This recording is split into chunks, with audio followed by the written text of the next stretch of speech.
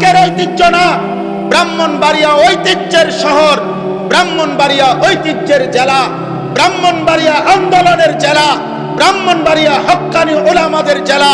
ব্রাহ্মণবাড়িয়ায় কোনদিন কোন শিরিক কুফর, কোন ভণ্ড বেশরা, কোন কাদিয়ানি মুরতাদ কেউ ব্রাহ্মণবাড়িয়ায় বুক ফুলে দাঁড়াইতে পারে নাই। ব্রাহ্মণবাড়িয়ার বড় হুজুরের রক্ত যেই জমিনে, ইমানদার উলামাদের জমিনে, অতএব আজকে ব্রাহ্মণবাড়িয়ার জমিন থেকে কিশোরগঞ্জের ওই চূড়ান্ত বেয়াদব ফজলুর রহমানকে স্পষ্ট করে বললাম, তোর মতো বেয়াদব গত 100 বছরে বাংলাদেশে জন্মায় নাই। তুই স্বাধীনতার পক্ষের না, তুই স্বাধীনতার শত্রু, তুই এদেশের শত্রু বেটা।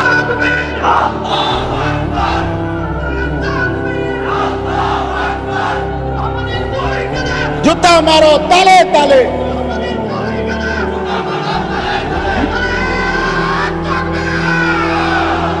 কিশোরগঞ্জের ওই বেয়াদব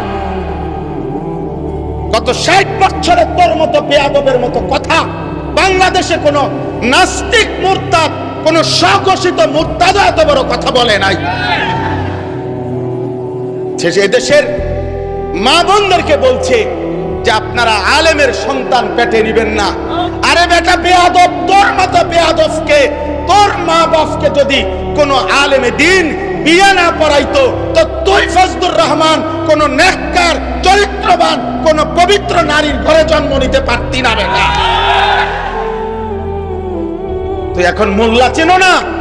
ইসলাম এক জিনিস, মোল্লাতন্ত্র আরেক জিনিস। ইসলাম তোর আব্বার, ইসলাম তোর বাপের নাকি বেটা? হ্যাঁ, ইসলাম তুমি আনছো নাকি? এজন্য এটা স্পষ্ট, এই বেয়াদব চূড়ান্ত বেয়াদব। বাংলাদেশের জমিনে ইনশাআল্লাহ এমন নিকৃষ্ট বেয়াদবের বিচার হবেই হবে ইনশাআল্লাহ, কোন সন্দেহ নেই ইনশাআল্লাহ। এই পর্যন্ত কেউ আপনার এই পৃথিবীতে, আমরা পড়ছি কিতাবে, ওলামায়ে কেরামের রক্ত বিষের মতো।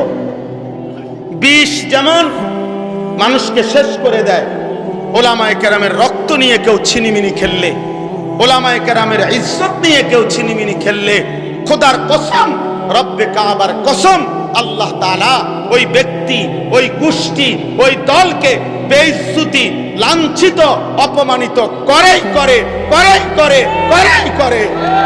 এজন্য 16 বছর যারা জুলুম করেছে, ওলামাদেরকে বেইজ্জতি করেছে, আজকে তারা নাই। মামুনুল হক এখনো বাংলার জমিনে বহাল আছেই আলহামদুলিল্লাহ। মামুন মামুনই আছে, মামুন মানে নিরাপদ, মামুন মামুনই আছে।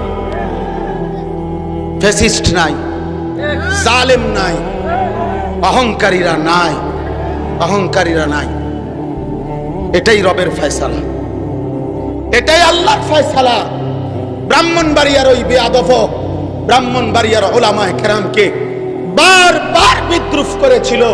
তুমি ওবায়দুল মুক্তাদির আজকে ব্রাহ্মণবাড়িয়ার জমিনে নাই, কিন্তু ব্রাহ্মণবাড়িয়ার কওমি মাদ্রাসাও আছে, আল্লামা সাজিদুর রহমানও আছে, আল্লামা মুফতি মুবারকুল্লাহ আছে, থাকবে, থাকবে, থাকবে ইনশাআল্লাহ।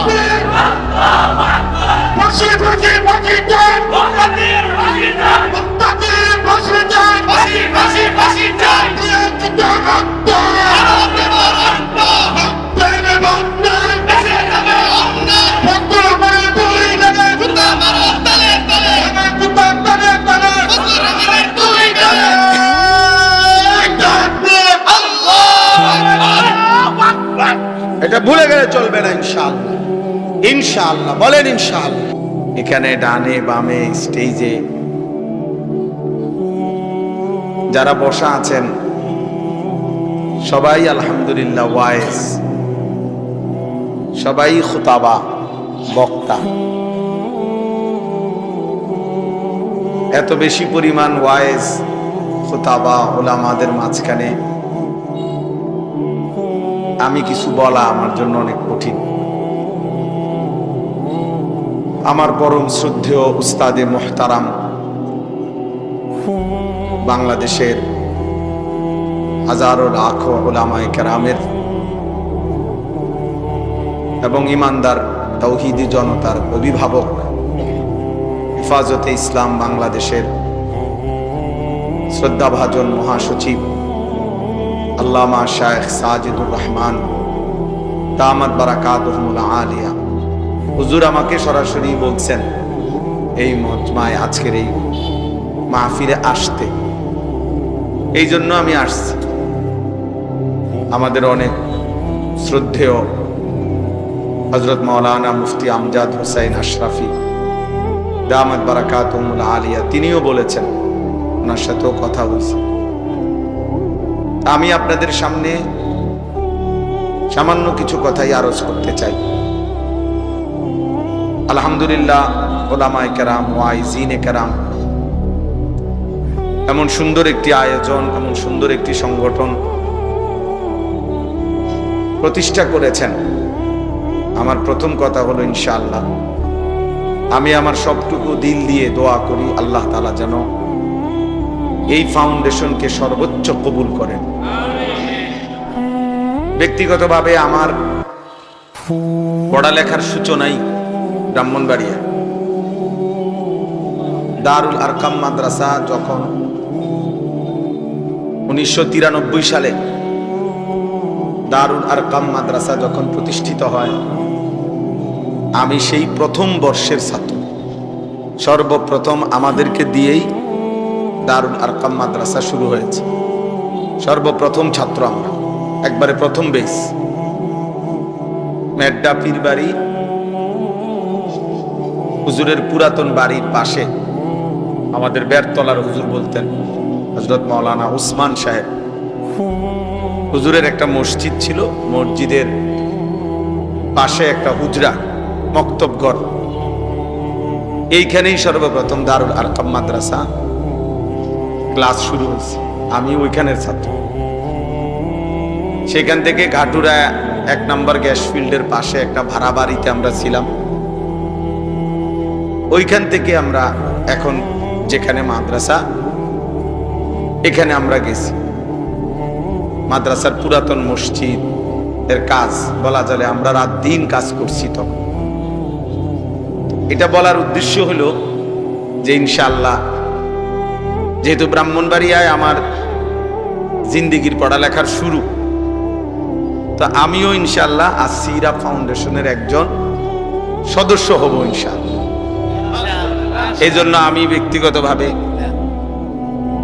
ব্রাহ্মণবাড়িয়ার সাথে আমার সনদ বললাম কাছে, এই হিসাবে আপনাদের এই ফাউন্ডেশনের ফরম আমিও পূরণ করব এবং ইনশাআল্লাহ সার্বিকভাবে জানে মালে আমি ইনশাআল্লাহ আর্থিকভাবেও ইনশাআল্লাহ অংশগ্রহণ করব ইনশাআল্লাহ।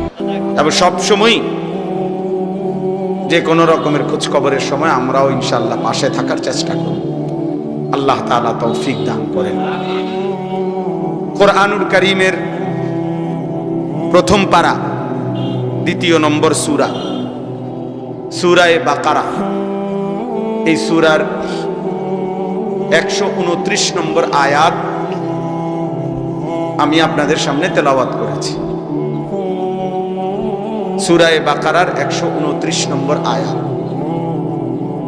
127, 128, 129 এই 3টি আয়াত ইব্রাহিম আলাইহিস সালাম আল্লাহর ঘর কাবা তার সন্তান ইসমাঈলকে সাথে নিয়ে পুনর্নির্মাণ করেছিলেন আল্লাহ তাআলার আদেশে। তো আল্লাহর ঘর কাবা পুনরায় নির্মাণ কাজ সম্পূর্ণ করার পর ইব্রাহিম আলাইহিস সালাম তার সন্তান ইসমাঈলকে সাথে নিয়ে মহান আল্লাহ পাক রব্বুল আলামিনের কাছে দোয়া করেছিলেন, লম্বা দোয়া।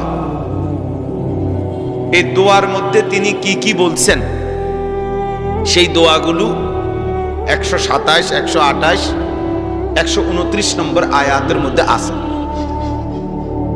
এই দোয়ার শেষ অংশ হলো 129 নম্বর আয়াত, অর্থাৎ 129 নম্বর আয়াতে যে কথাটা তিনি বলেছেন এর মাধ্যমে তিনি এই দোয়াটা শেষ করছেন।